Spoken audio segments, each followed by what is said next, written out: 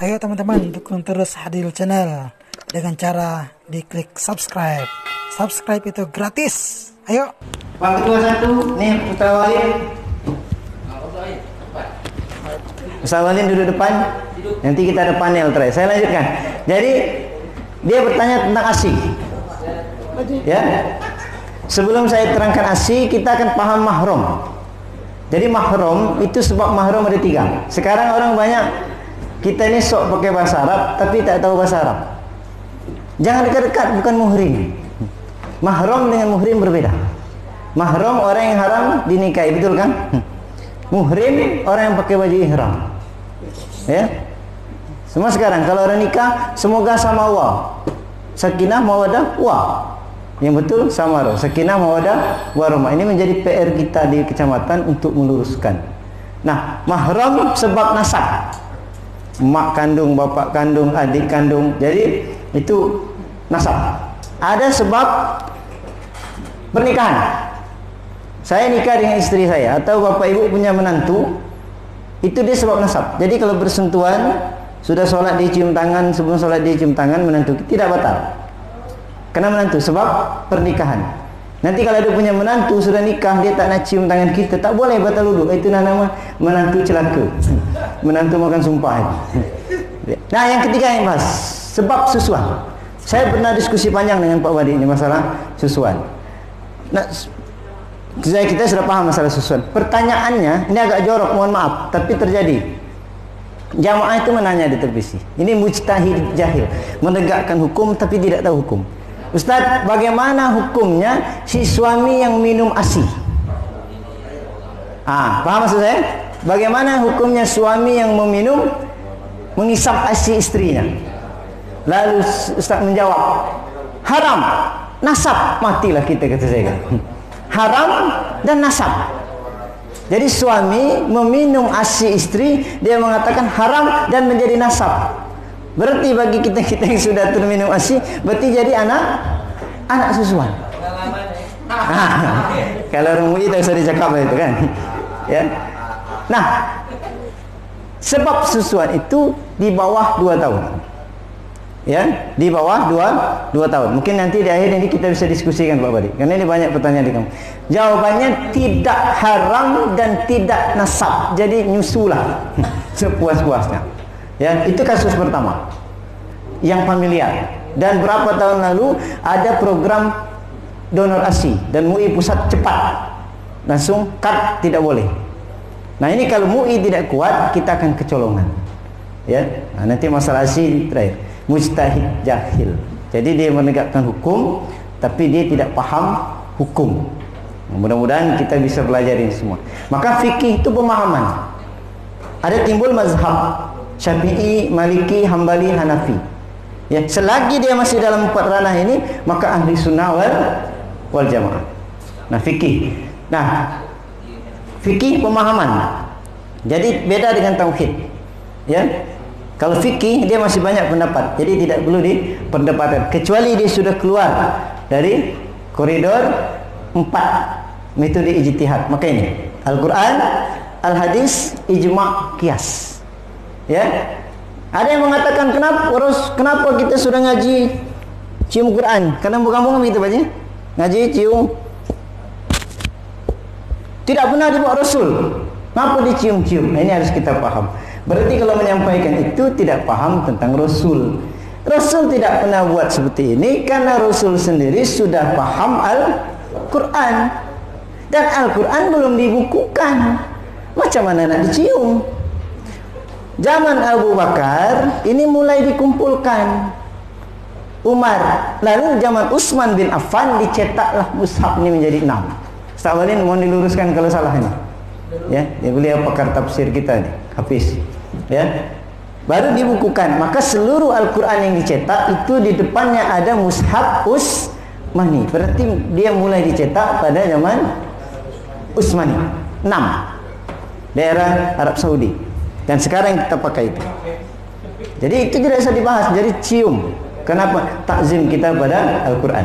Ya. Al-Hadis. Ya. Dulu pernah saya sampaikan apa beda hadis dengan sunnah.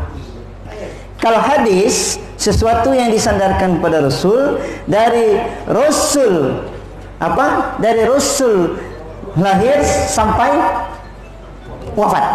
Ya. Jadi itu. Dari tolong foto-foto. Hadis itu dari Rasul lahir sampai wafat. Tapi kalau sunnah dari Rasul diangkat menjadi Rasul sampai wafat, artinya berlakunya 23 tahun yang dilakukan Rasul. Jadi kadang-kadang kita bilang ini sunnah Rasul, ini hadis Rasul, itu harus dipilih bilang. Hadis dari mulai lahir sampai wafat.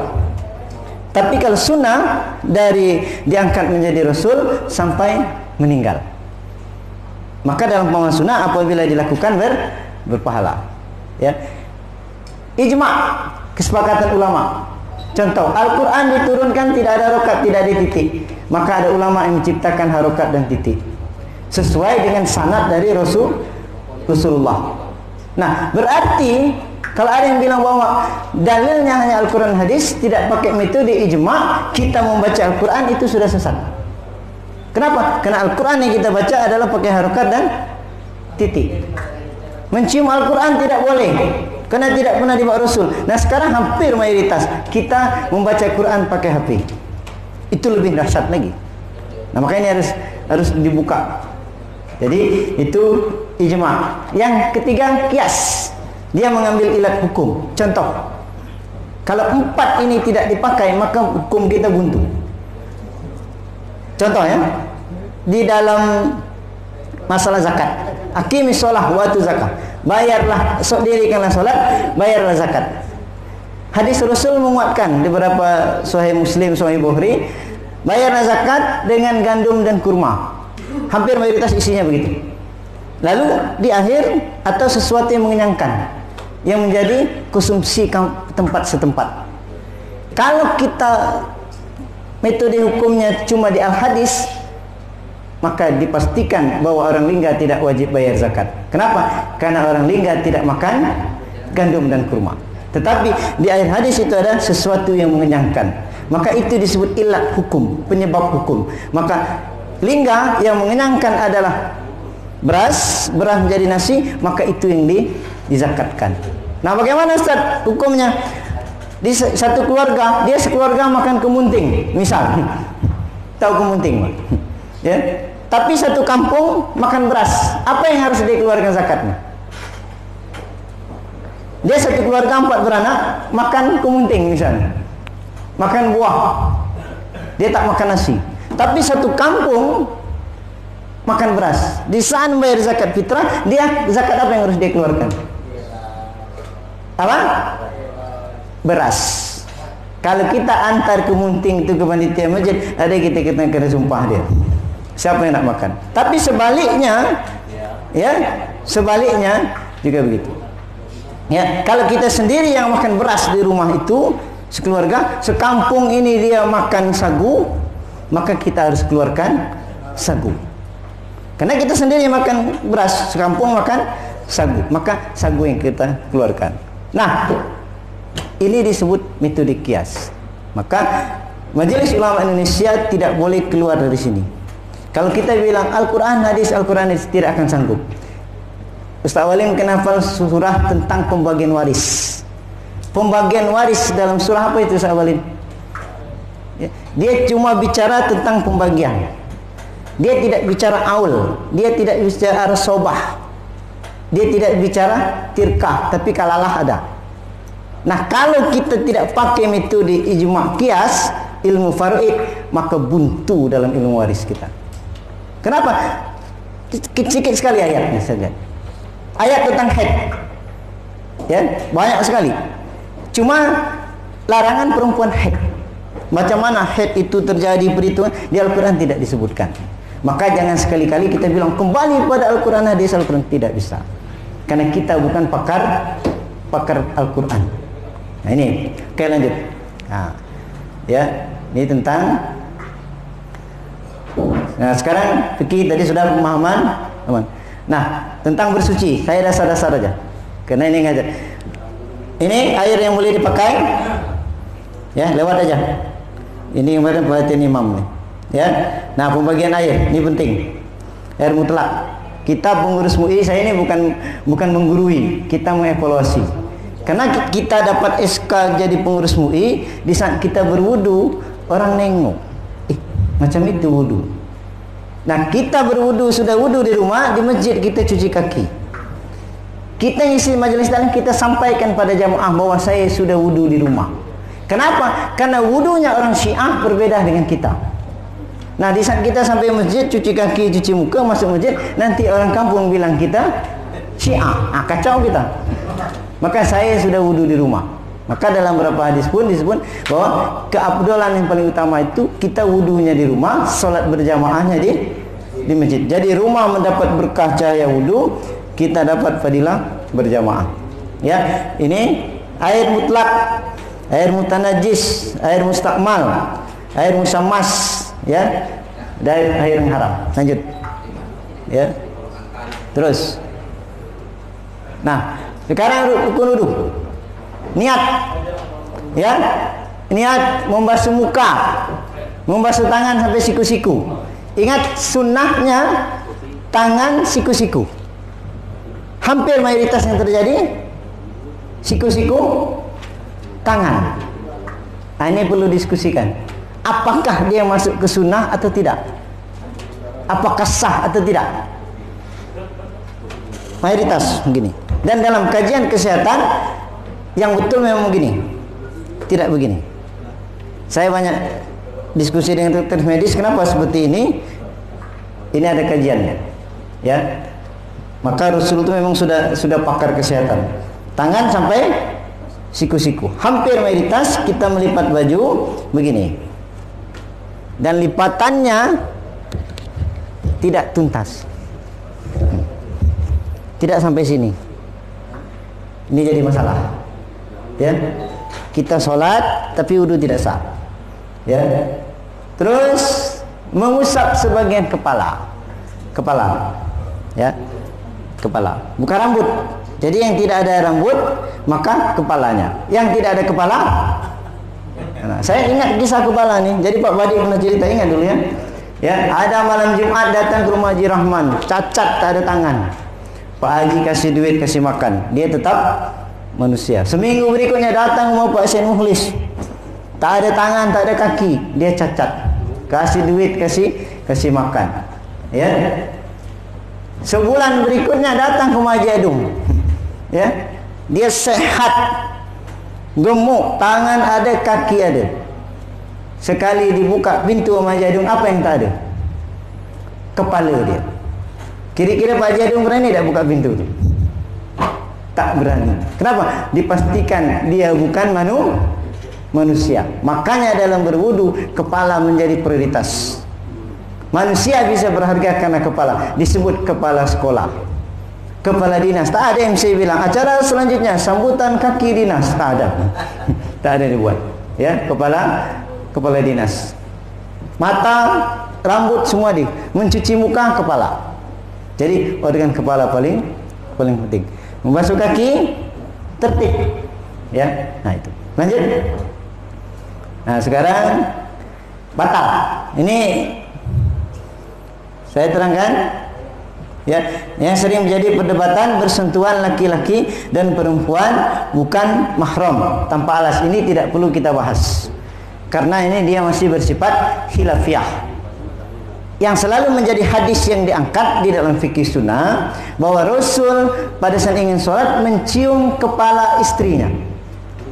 Tapi hampir seluruh mayoritas pakar hadis tidak bisa mentashihkan hadis ini. Kenapa? Karena dia bersifat am. Apakah istri Rasul pakai jilbab atau tidak? Maka melihat keumuman orang Arab, perempuan pakai jilbab. Dan perlu diketahui dari bersentuhan laki-laki dan perempuan yang tidak membatalkan tersentuh 3. Dalam kitab-kitab fikih mutabaru kita Pak Bari, ya? Betul Pak Bari? Rambut, kuku, terus gigi, betul Pak ya? Itu tersentuh tidak batal. Ya, jadi rambut istri kita tebal, sudah wudu kita tersentuh rambutnya, maka tidak batal, karena dia tidak sampai ke kulit. Nah, ini perlu dibahas. Maka tidak ada yang berani memastikan. Nah, paham kita bahwa tetap batal.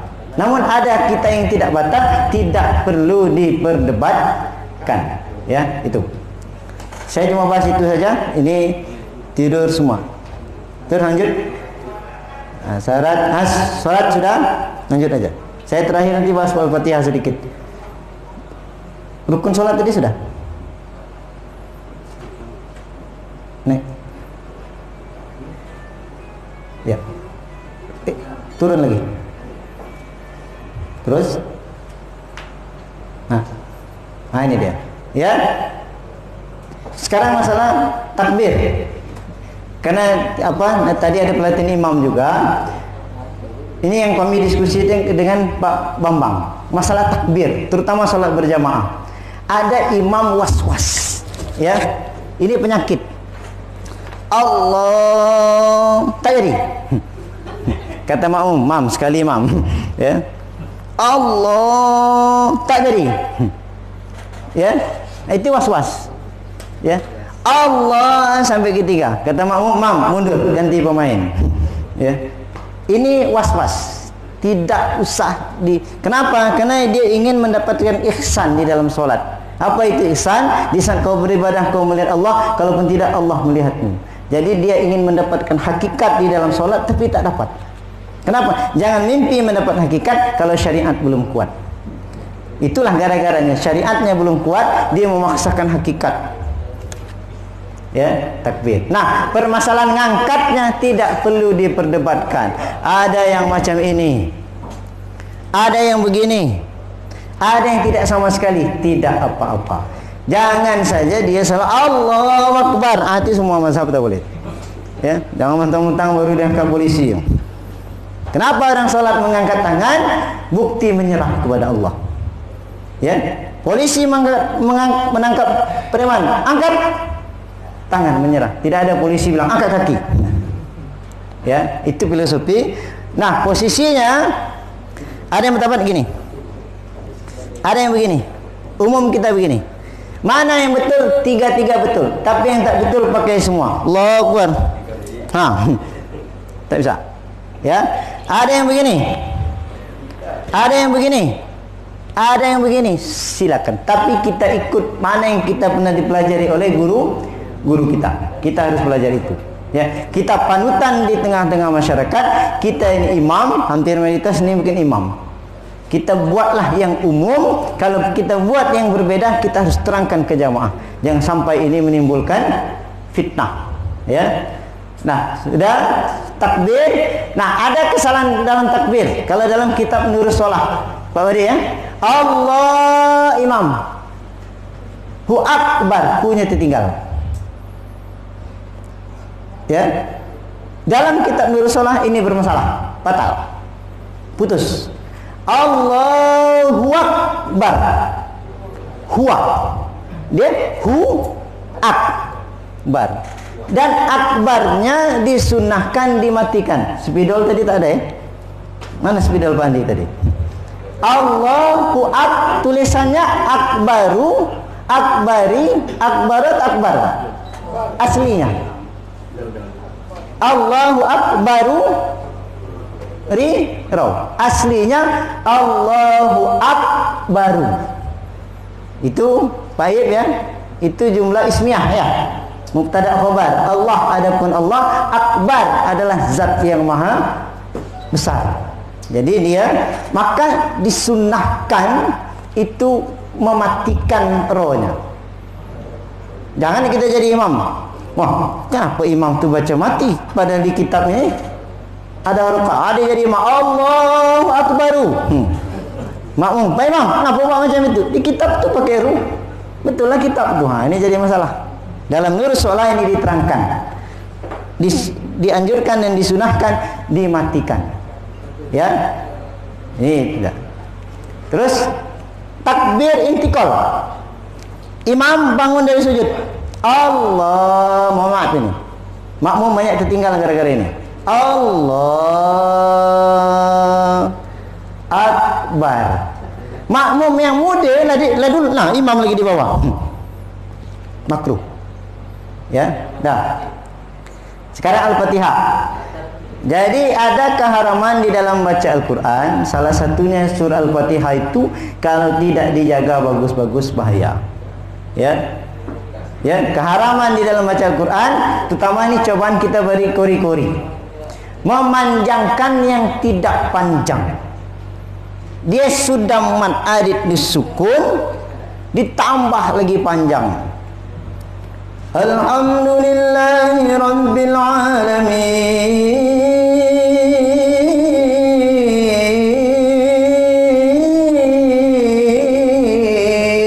Allah, itu sama lah tu. Makmum Allah. Ya. Jadi kita kalau orang ngaji, Pak, jangan main Allah Allah saja. Qori bilang finari jahannam Allah. Ayat itu mengatakan hati-hati masuk neraka Jahannam. Allah sedapnya Qori ini ngaji. Nah, itu tak nyambung nama itu. Ya. Banyak kita main Allah Allah. Ya. Kita tak faham, jadi kita dengar sedap. Ya, dalam Fatihah. Itu memanjangkan yang tidak panjang. Waladdallin. Nah, itu bermasalah Pak Walin ya. Waladdallin.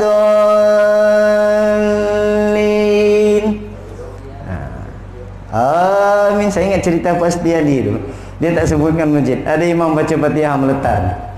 Alhamdulillahirabbil alamin. Arrahmanir rahim. Makmum banyak anak. Waladdallin. Apa kata anak? Amin.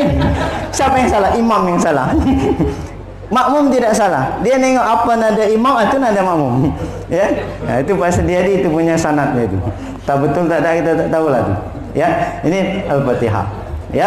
Waladdallin, sebelum imam sebelum kita amin, kita dalam hati jawab Rabbil firli. Itu sangat dianjurkan. Salah satu doa yang makbul. Ya. Jadi Al-Fatihah ini harus betul. Dalam hati ya. Nah, dalam hati. Dalam hati. Waladdallin. Kami di pondok dulu itu ada imam Kang Haji kan, Pak Bang Farid Nayam, orang Ambon. Suaranya sedap. Kami kelas 3 dia bilang waladdallin. Kami yang kelas 3 aja apa? Ambon. Satu kelas kami kena hukum. Ya. Ini banyak. Jawaban amin pun begitu. Amin. Ada yang makmum lah sakit hati, imam baca Fatihah lambat, dia bukan lagi apa? Bukan lagi amin. Amin. Itu perbedaan amin itu sudah berbeda arti. Amin sudah berbeda. Ya. Terus iktidal. Nah, ruku, iktidal, sujud. Saya nak terangkan sujud ini. Sujud 7 tulang terkena bumi. Orang banyak bertanya, ibu-ibu banyak bertanya itu. Ya. Ini, bukan ini. Banyak orang sholat ngintai. Siapa belakang dia? Ya, ini. Jadi ada kisah sujud nih, Pak. Mungkin dulu pernah saya sampaikan. Ingat, yang menantu tak pernah sembahyang. Menantu ini tidak pernah sembahyang, Pak Mutu di imam. Menantu, pergilah ke masjid. Ya. Saya malu awak tak pernah solat. Saya naklah solat, Pak, tapi saya tak tahu cara. Kau pergi ajalah ke masjid. Macam mana orang solat, macam itulah, kata dia. Pergi dia maghrib, mandi pakai baju bagus. Karena dia nak belajar solat, dia ambil sop paling depan, pas belakang Pak Mutua dia. Rupanya teman dia ada solat juga. Teman dia ni degil. Rakaat pertama aman, rukuk aman, iktidal. Sujud pertama, kawan dia degil. Ditangkap berdiri itu, pop, kata dia. Terperanjat dia.